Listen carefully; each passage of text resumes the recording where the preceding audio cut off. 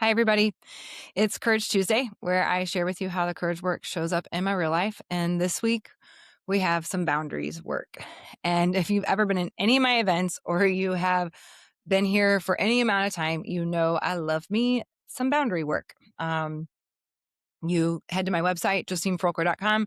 You sign up for my weekly newsletter. You get a free boundaries download when you do that. I am one of the most boundaried people that you will meet. And it also just means that I am able to show up and serve and love very deeply because I have healthy boundaries. So I was very excited. I had a guest scheduled to come and have a courageous conversation with me on my podcast. Courage is Built Here, the podcast. And I was very excited. And we are acquaintances. And it was a big interview.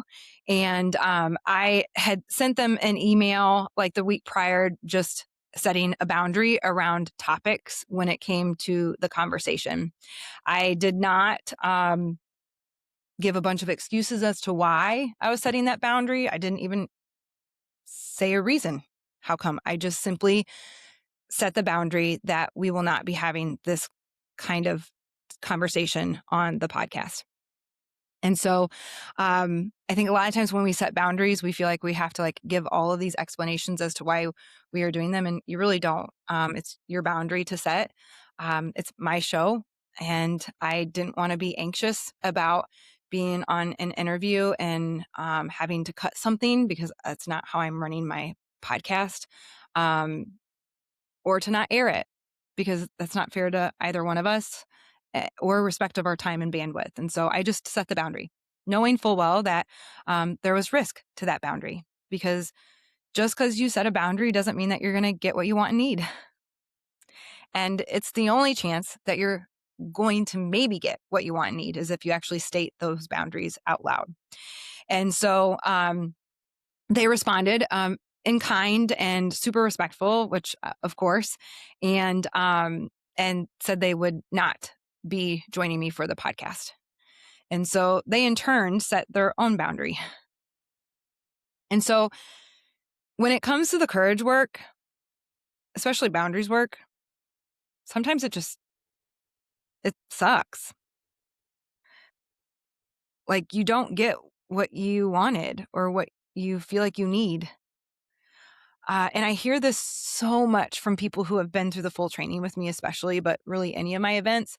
I will get messages on the regular from people like, I did the work. I lived from my values. I chose curious language. I held someone accountable with empathy. I set the boundary, whatever it might be. And I didn't get what I wanted. I didn't get what I needed. And it sucks. And I'm okay. That's how you know the work is worth doing. Because even if it didn't work out the way we wanted it to, which it did not in this case at all, I lost a podcast guest that I was really looking forward to. And the relationship probably changed a little bit too from me setting a boundary, and from them also setting a boundary. And we both walked out healthy, good, courageous work because it includes boundaries. This work will never be easy because then it's not courage. And it is always worth it. It's always worth it. Because even though I didn't get what I wanted, I know I'm in my values. I know they are also in their values. And that's what I want at the end of the day, is for people to live into their values. We don't harm each other from those places but it may mean that it doesn't work out. So that may not be the most resounding testimony for come do this work, except it is. Like, I'm really proud of myself for setting that boundary, and I'm really proud of them for setting theirs.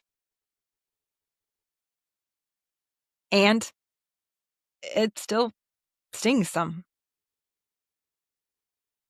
So much of this work is living in the tension of two things, if not many, many, many things. Choose courage. Live from your values, always. Seek to understand other people's values. Turn toward one another, which requires you to turn towards yourself. And even if it doesn't work out, I promise it's so worth the work.